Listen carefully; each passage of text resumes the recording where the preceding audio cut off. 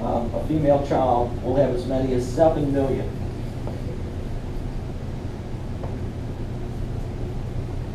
Primordial follicles.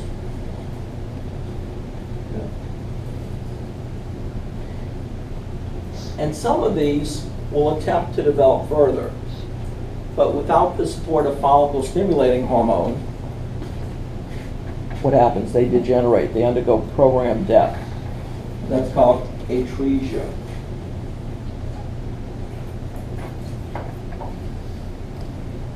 So as a result of atresia, even though at one point you had, let's say, 7 million of these, by the time of birth, the numbers are much, much smaller.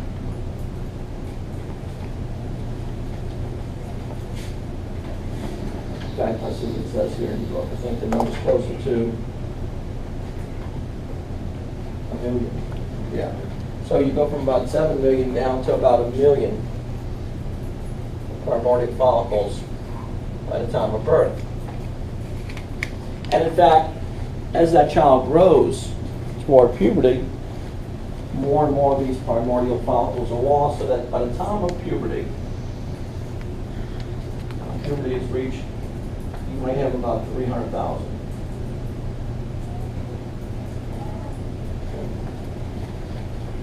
So this is interesting. You have the maximum number of eggs at a time when you're still a fetus, before you're ever born. Okay? And you don't ever have more. You don't ever then replace those.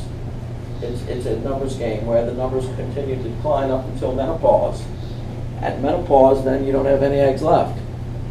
The situation is very different in males, because males continue to produce more spermatozoa up to the point of death. So, for instance, a few years ago, there was a famous actor called Tony Randall. Has anyone ever heard of him? He was in one of the Odd Couple, the original Odd Couple on TV. It was a sitcom. He was a real pleasant guy, but in any event, he ended up marrying, when he was in his late 70s, he ended up marrying someone in their 20s. And they had a child. Okay? And it just reflects the fact that men, even at an elderly age, can continue to produce new spermatozoa. Okay? Now, at around the time of puberty, and at a time we call menarche, okay, the hypothalamus begins releasing hematocropin-releasing hormone, which in turn stimulates the production of FSH and LH.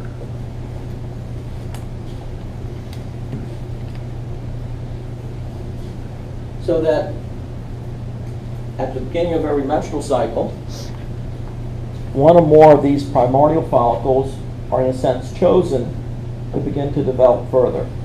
And in the presence of FSH, they're supported so they don't undergo atresia. So what happens when these primordial follicles begin to develop under the influence of FSH? What happens first is that these follicular cells begin to plumpen up a little bit. They become a little bit larger and take on the shape of a cuboidal epithelium. Now, we're going to use different terminology from the terminology that's in your book. I'm going to use the same terminology that an histology textbook would use. But a lot of times the definitions for structures, particularly follicles, is different from text to text. So we're going to use what I discussed today. So once you develop this cuboidal epithelium that surrounds the primary oocyte, we're now going to call it not a primordial follicle, but a primary follicle.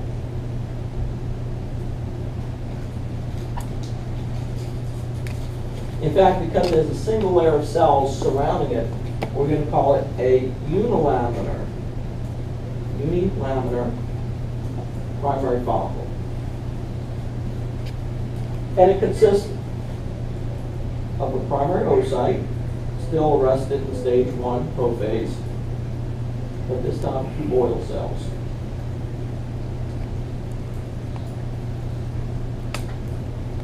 And in fact, once these cells transition from a squamous to a cuboidal epithelium, we'll call these granulosa cells. So we'll no longer call them follicular cells. We're going to call these now granulosa cells.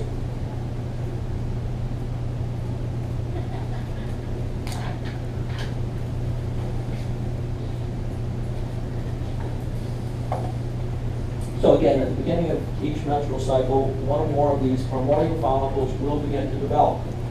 And these follicles will be supported by FSH, follicle stimulating hormone.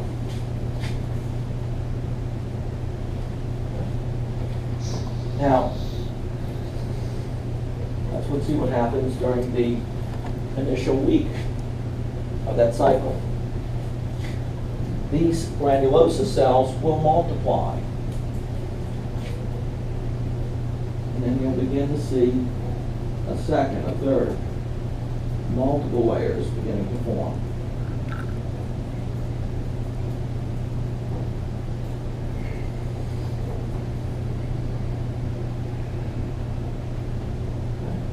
You can see maybe a little bit of a basement membrane form like this.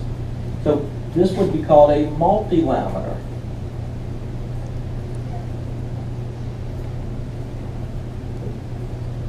Primary follicle. This is now called a multilaminar primary follicle. These are still called granulosa cells.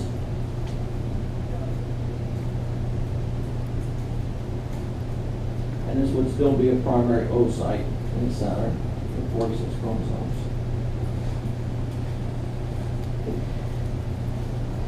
Now, there are gap junctions that connect the granulosa cells and also connect the granulosa cells with the oocyte, which means that signals can be sent back and forth between the granulosa cells and the oocyte. And at around this point in development, signals are sent to the oocyte to begin to secrete a thick glycoprotein membrane. Okay? That's going to surround the oocyte.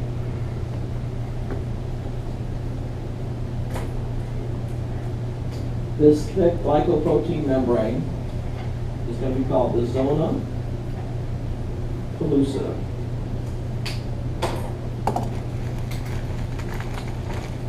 Zona pellucida.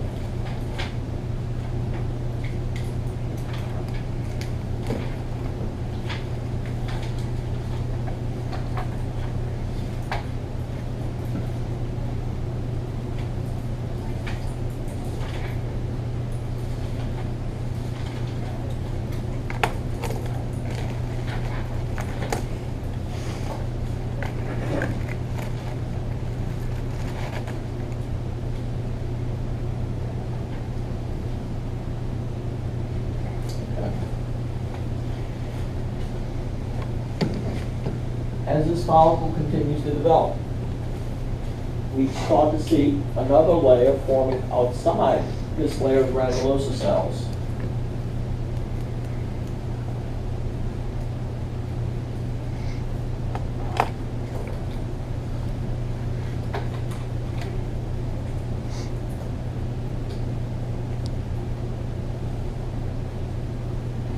Okay, in green, this layer that's forming outside the layer of granulosa cells is called the theca folliculi.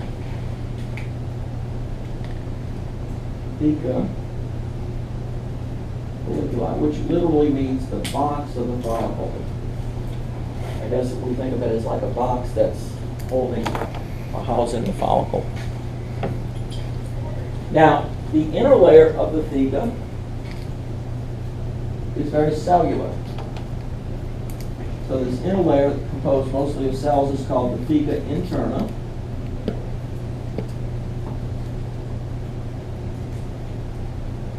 And the outer layer, which is made up more of connective tissue fibers, is going to be called the theca externa.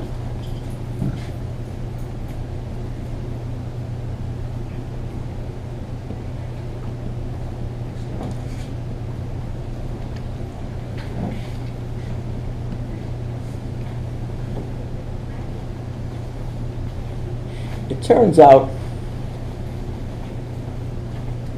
that the cells of the theca interna serve as target cells for luteinizing hormone. That LH stimulates these cells to produce androgens, not estrogens, but androgens. And that the androgens produced by the theca interna cells diffuse through the basement membrane. Okay, they're picked up by the granulosa cells and converted to estrogen.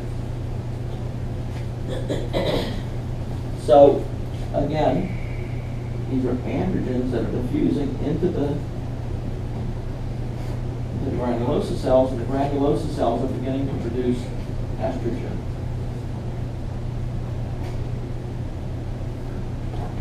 So, as this follicle matures, it's producing estrogen.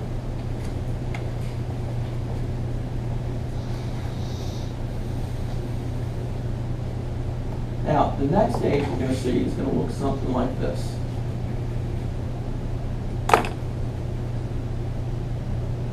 Primary oocyte. Let's draw your zone of leucine.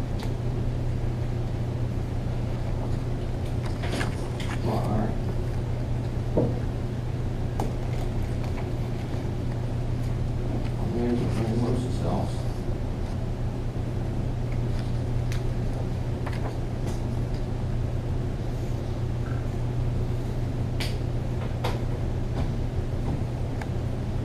And then outside of that, let's put in our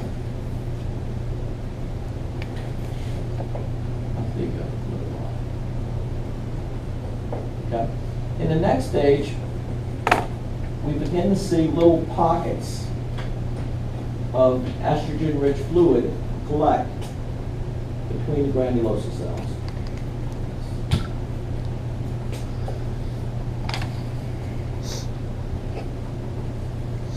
You see this little fluid accumulating here?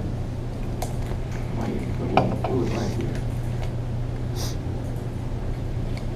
Okay. Once we see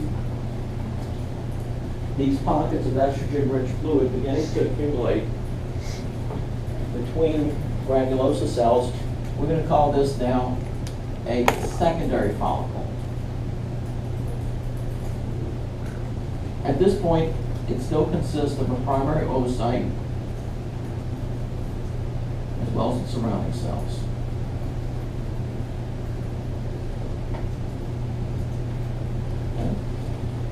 And as the follicle continues to mature and this fluid accumulates, it's going to coalesce. Let's look at what happens as it coalesces. You see a cavity form that's full of this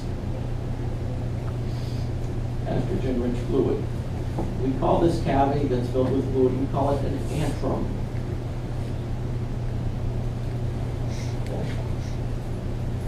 Antrum. So this is a secondary follicle. Once we see an antrum, it's a secondary follicle. Okay? It's becoming more mature.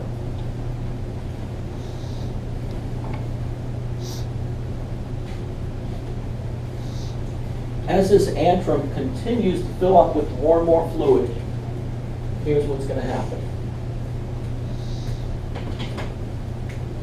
It's drawing our oocyte.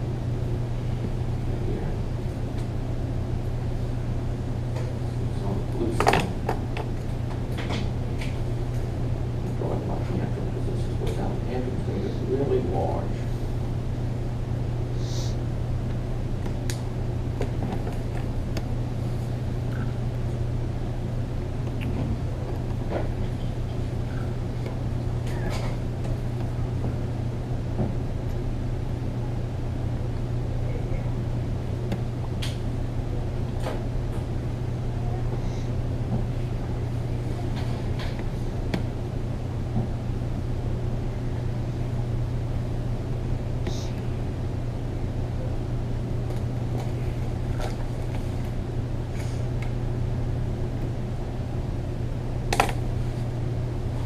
As the antrum gets progressively larger, what happens is it pushes the oocyte to one pole of the follicle, to one side. Okay? And so this becomes pushed to one side. It's still surrounded by a halo of granulosa cells. This halo of granulosa cells that surrounds the oocyte becomes known as the corona radiata. So the corona radiata is going to surround the zona pellucida. So the corona radiata is simply the halo of granulosa cells that surround the follicle, not the follicle, the oocyte. Now, notice that these are still granulosa cells surrounding the antrum.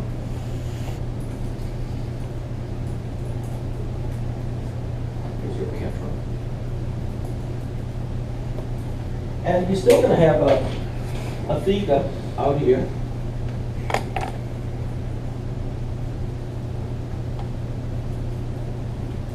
Okay. There's a little group of cells, like a little stalk of cells that connect the oocyte to the basement membrane of the follicle.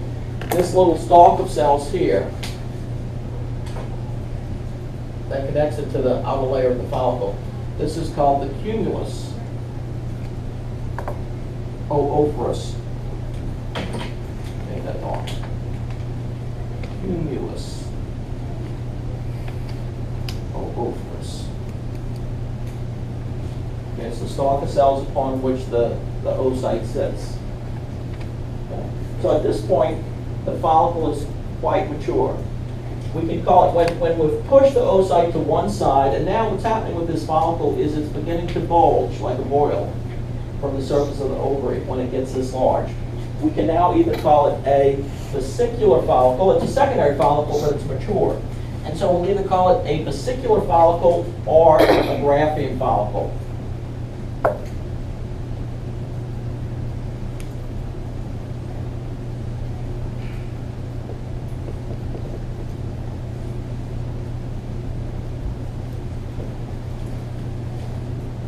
A vesicular follicle or a Graafian follicle. Now, if you have a 28-day cycle, this Graafian follicle is going to